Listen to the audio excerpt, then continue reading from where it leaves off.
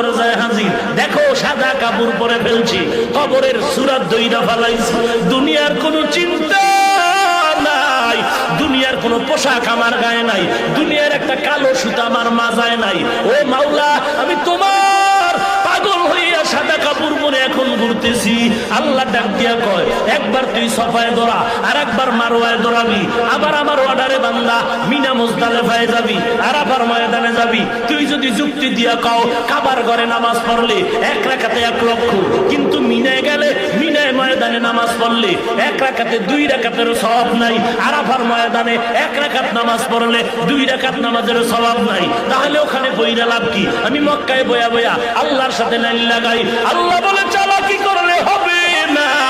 ওরে বান্দা, তোর যুক্তি দিয়ে ইবাদত হবে না, ঈদ হবে না।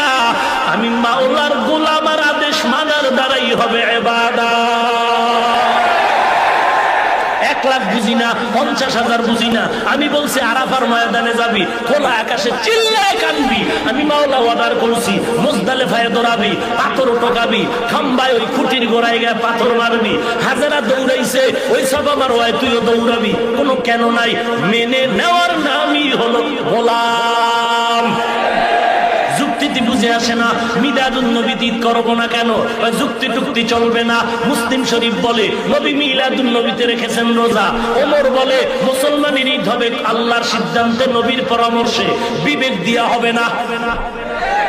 কথা বুঝলেন নি? এবং ঈদের পেছনে থাকবে ইবাদত।